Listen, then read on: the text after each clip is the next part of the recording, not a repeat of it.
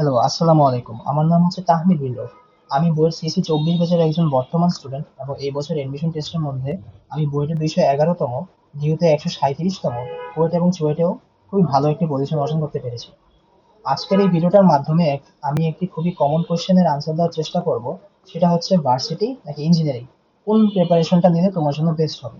অনেকের মধ্যেই দেখা যাচ্ছে যে ভার্সিটি প্রিপারেশন নিব নাকি ইঞ্জিনিয়ারিং প্রিপারেশন নিব। আমার টার্গেট যদি ভার্সিটি থাকে, তাহলে দেখা যাচ্ছে যে যারা ইঞ্জিনিয়ারিং প্রিপারেশন নিয়ে থাকে তারাই ভার্সিটি টপ পজিশন গুলো দখল করে রাখে। তাহলে কি ইঞ্জিনিয়ারিং প্রিপারেশনটাই বেস্ট, নাকি ভার্সিটি প্রিপারেশন নিলে চান্স পাওয়া যাবে, সেটা নিয়ে আমরা আরেকটু ডিসকাস করব। ইঞ্জিনিয়ারিং প্রিপারেশন যারা নিয়ে থাকে তারা কেন ভার্সিটি টপ করে সেটা নিয়ে একটু ডিসকাস করব। তাই এখন একটু আগানো যাক। আচ্ছা, ভার্সিটি প্রিপারেশন এবং ইঞ্জিনিয়ারিং প্রিপারেশনে কিছু পার্থক্য রয়েছে। সেই পার্থক্যগুলোর মধ্যে আমি মূল পার্থক্য কিছু তুলে ধরি, যেটা তোমাদের ডিসিশন নিতে একটু হেল্প করবে। তো ইঞ্জিনিয়ারিং প্রিপারেশনের ক্ষেত্রে ভার্সিটি প্রিপারেশনের তুলনায় বলা যায় যে প্রেশারটা একটু বেশি থাকে, কিন্তু ভার্সিটি প্রিপারেশনের ক্ষেত্রে তুলনামূলক কম থাকে। প্রেশার যে কম এরকম না, তুলনামূলক কম থাকে। এই প্রেশারের ডিফারেন্সটার কারণগুলো এর পরের পয়েন্টসগুলোর মাধ্যমে একটু এক্সপ্লেন করবো। ভার্সিটি প্রিপারেশন বা ইঞ্জিনিয়ারিং প্রিপারেশন যেটাই নিয়ে থাকো, তোমার সর্বপ্রথম পরীক্ষাগুলোর মধ্যে একটা হবে, সেটা হচ্ছে উইকলি পরীক্ষাগুলো। তোমার কোচিং সেন্টারে যেসব উইকলি পরীক্ষা নিবে, সেটা হচ্ছে one of the first. Weekly পরীক্ষা সবখানেই কঠিন হয়। ভার্সিটি পরীক্ষা মানে ভার্সিটি প্রিপারেশনের ক্ষেত্রে আমি উইকলি কোশ্চেন কিছু দেখছিলাম, সেটা হচ্ছে যথেষ্ট কঠিন কোশ্চেন করে। কিছু কিছু কোশ্চেন দেখেই বোঝা মনে হচ্ছে যে ওয়েট, এটা তো ইঞ্জিনিয়ারিং এ আসার মতো, যেগুলো ক্যালকুলেটার প্রয়োজন হতে পারে। হ্যান্ড ক্যালকুলেশন খুবই কঠিন লাগতেছে। তো বলা যায় যে এখানে একটু হার্ড উইকলিস আছে।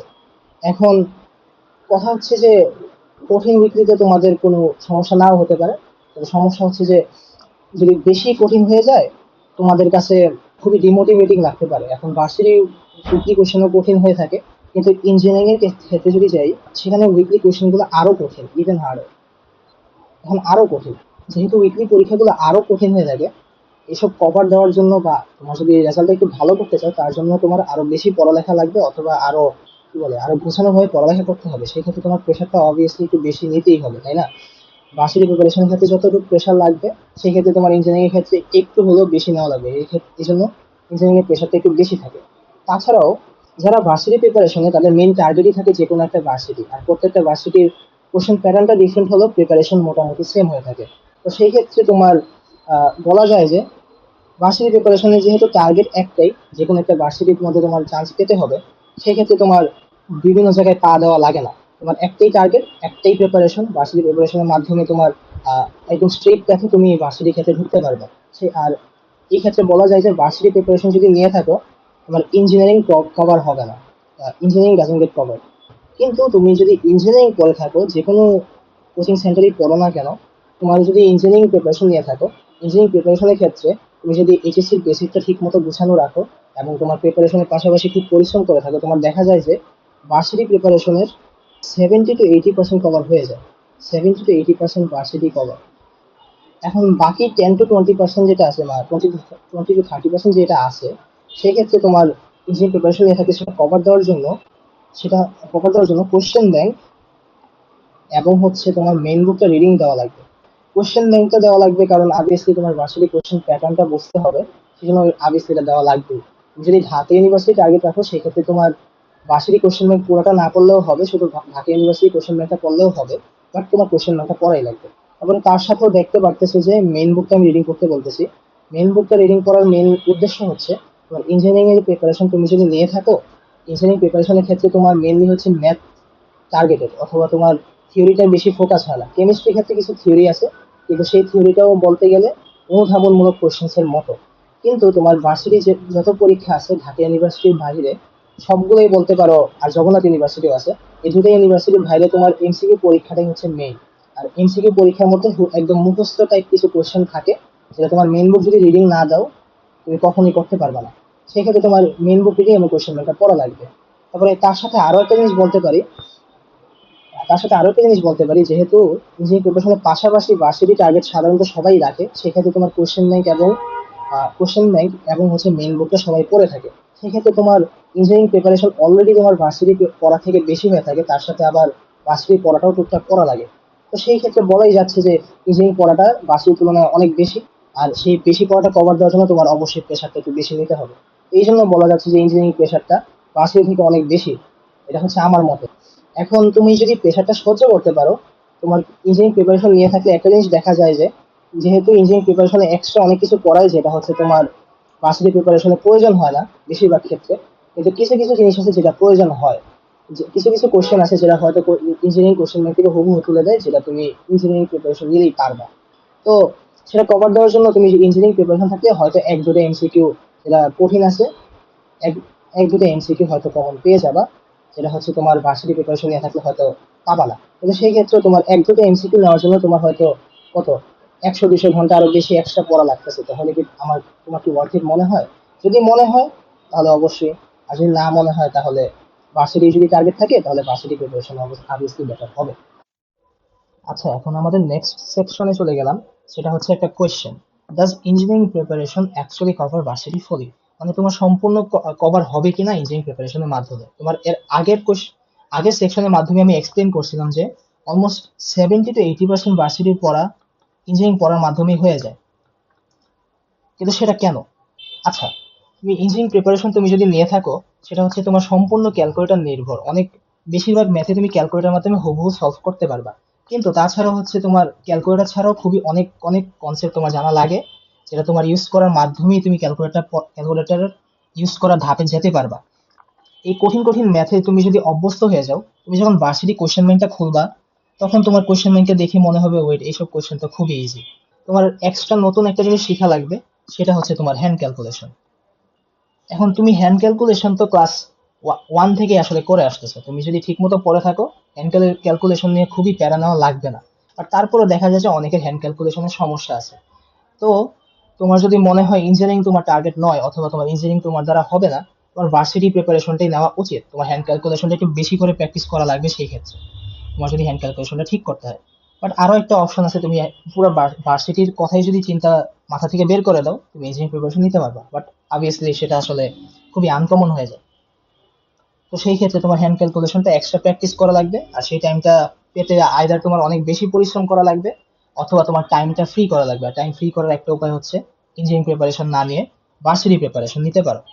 এখন তাছাড়া হচ্ছে, তোমার বললাম তো 70-80%, তাহলে কি কোশ্চেন ব্যাংক জাস্ট ইজি লাগতেছে এই জন্যই তোমার 70-80% হয়ে যাচ্ছে? তা তো না, ঠিক না? তোমার ইঞ্জিনিয়ারিং এ যেসব কনসেপ্ট পড়ায় ম্যাথের ক্ষেত্রে বা থিওরি অনুধাবন, কেমিস্ট্রি অনুধাবন কোশ্চেনের ক্ষেত্রে, এই ভার্সিটির মধ্যে যা আছে তার থেকে আরো অনেক বেশি পড়ানো হয়। তো তো যা পড়ানো হয় তার মধ্যে ভার্সিটির মধ্যেও কমন পড়ে যায়।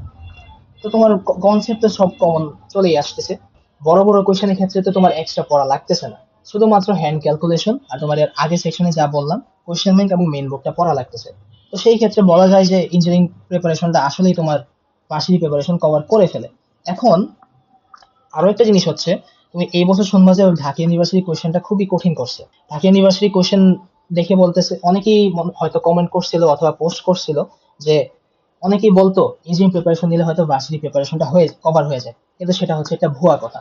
এই কথাটা অনেকেই পোস্ট করছিল, কিন্তু সেটা আমার মতে খুব সঠিক নয়। ভার্সিটি প্রিপারেশনও তোমরা যারা নিয়ে রাখছো, তোমরা জানবা যে ভার্সিটি প্রিপারেশন নেওয়ার কারণে তোমার এক্সট্রা কোনো বেনিফিট পাও নাই। ভার্সিটি প্রিপারেশন নেওয়ার কারণেই যে তোমরা ইঞ্জিনিয়ারিং প্রিপারেশন যারা নিছে তাদের থেকে আগায় গেছো, এরকম তো আর না। কোশ্চেনটা এতই কঠিন করছে যে তুমি ইঞ্জিনিয়ারিং প্রিপারেশন নাও অথবা ভার্সিটি প্রিপারেশন নাও, তোমার জন্য আনকমনই থাকবে। তো এটা নিয়ে মাথা ঘামানোর কোনো প্রয়োজন নেই। তোমার আসলে যেটা টার্গেট আছে সেটা রেখেই তোমার প্রিপারেশনটা নেওয়া উচিত। তুমি যদি পরিশ্রম করতে পারো এবং তোমার পরিশ্রম বা প্রেশার নেওয়ার একটা এবিলিটি থাকে, তাহলে ইঞ্জিনিয়ারিং প্রিপারেশনটা অবভিয়াসলি বেটার হবে। এক দুটা কোশ্চেনের জন্য অনেকে হয়তো, চান্সের কথা না বলি, তোমার পজিশনটা অনেক আগায় যাবে। এক এক দুই মার্কের জন্য আমি যা দেখলাম, আমার র্যাঙ্ক তো আসলে 137তম ঢাকা ইউনিভার্সিটিতে। আমার যদি এক দুই মার্ক বেশি থাকতো, আমার র্যাঙ্ক এসে পড়তো টপ 50-এর কাছাকাছি। তো ওটা খুবই বড় একটা পার্থক্য, তাই না? তো আবার আরো একটা কথা, আমার র্যাঙ্ক তো অনেক উপরে ছিল, সো মার্কেট ডিফারেন্সটা একটু বেশি হয়ে যায়। তোমার র্যাঙ্ক যদি ধরি 1000-এর দিকে ছিল, সেটা হচ্ছে মিড রেঞ্জ, 1000-এর দিকে যদি থাকে, তোমার যদি এক দুই মার্ক বেশি থাকে, তোমার 1000 কি, তোমার 1000 থেকে সরাসরি তোমার 500 কাছাকাছি এসে পড়তো। খুব অনেক বড় একটা ডিফারেন্স ক্রিয়েট করে জাস্ট এই এক দুই মার্কের জন্য। আর এক দুই মার্কটা খুবই ইম্পর্টেন্ট। তাহলে বুঝতেই পারতেছো ইঞ্জিনিয়ারিং প্রিপারেশন অবভিয়াসলি খুবই ভালো একটা প্রিপারেশন। আর যারা তোমার মেধাবী, পরিশ্রমী এবং হচ্ছে তোমার দৃঢ় প্রতিজ্ঞা নিয়ে পেশাটা সহ্য করতে পারবে, তাদের জন্য ইঞ্জিনিয়ারিং প্রিপারেশনটা অবভিয়াসলি খুবই ভালো হবে। আচ্ছা, এখন নেক্সট সেকশনে চলে যাই। সেটা হচ্ছে ভার্সিটি প্রিপারেশন কে নিবে আর ইঞ্জিনিয়ারিং প্রিপারেশনটা কে নিবে। অবভিয়াসলি এটা ডেমোগ্রাফিক আছে, কে নেওয়ার জন্য প্রযোজ্য বা কার জন্য ভালো হবে, এটা তো অবভিয়াসলি একটা চুজ করা যাবে, তাই না? আচ্ছা, ভার্সিটি প্রিপারেশন নিয়ে শুরু করি। সেটা হচ্ছে যাদের এইচএসসির বেসিকটা খুবই দুর্বল, খুবই দুর্বল বলা যাচ্ছে না, এইচএসসি বেসিকটা ধরো 50 to 60% ভালো করে কভার আছে, ধরে ফেললাম যে ভালো করে কভার আছে, অন্যগুলো হচ্ছে একটু উইক বাট মোটামুটি ধরে রাখতেছো, তাদের ক্ষেত্রে ভার্সিটি প্রেপটা অবশ্যই ভালো হবে। কারণ কি, পড়ালেখার চাপটা একটু হলেও কম আছে ভার্সিটির মধ্যে। আর এই কম প্রেশারটা হওয়ার কারণে বাকি যে 40 to 50% পড়ালেখা বাকি আছে, 40% পড়াটা তোমার কভার ধরে একটা টাইম আছে। তোমার এইচএসসি পরীক্ষার সাথে সাথেও তুমি যদি ধরে ফেলো, দেখবা যে তোমার 10% হলেও তুমি 2 সপ্তাহের মধ্যে কভার দিয়ে ফেলতে পারতেছো, যে গ্যাপটার মধ্যে সাধারণত কিছু হয় না। তো এটা একটা কভার দিতে পারতেছো, আর বাকি 30% তোমার উইকলি পাশাপাশিও যদি পড়তে থাকো তোমার কভার হয়ে যাবে। আর তারপরেও হচ্ছে তোমার যদি 50 to 60% অথবা তোমার এইচএসসির বেসিকে খুবই খুবই দুর্বল থাকে, হয়তো তোমার 100%ই কভার আছে কিন্তু তোমার কোশ্চেন সলভ করতে গিয়ে মনে হচ্ছে ওয়েট আমি তো খুবই খুব বেশি পরিমাণে ভুল করতেছি, যেটা হওয়ার কথা না, তোমার বেসিকে খুবই দুর্বল। তো সেই ক্ষেত্রে তোমার অবশ্যই ভার্সিটি প্রিপারেশনটা নেওয়া উচিত। কারণ তোমার বেসিকটা যেহেতু দুর্বল, ধরা হইতে পারে যে তোমার এইচএসসি তে এ প্লাসই আসতো না। এইচএসসি যদি এ প্লাসই না আসে, তোমার তো পরীক্ষা দেওয়ার পরেই বুঝতে পারবা, তাই না?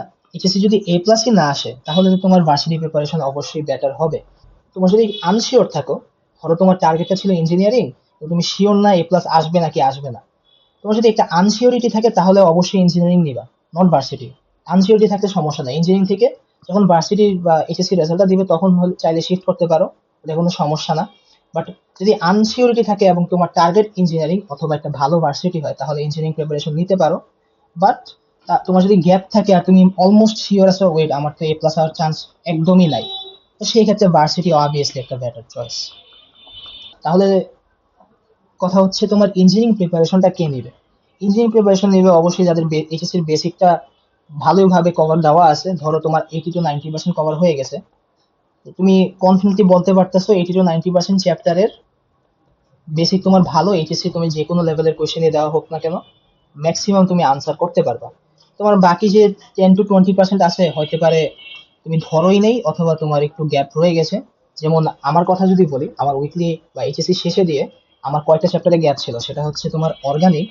অর্গানিক আমি খুবই কম পড়ছিলাম, অর্গানিক একটা গ্যাপ ছিল। তারপরে হচ্ছে তোমার স্ট্যাটিক্স আর ডাইনামিক্স, ম্যাথের লাস্টের দুটো চ্যাপ্টার যে ছিল, এই দুইটা চ্যাপ্টারে মোট মিলে হচ্ছে 3টা চ্যাপ্টার, এই 3টা চ্যাপ্টারে আমার খুব গ্যাপ ছিল।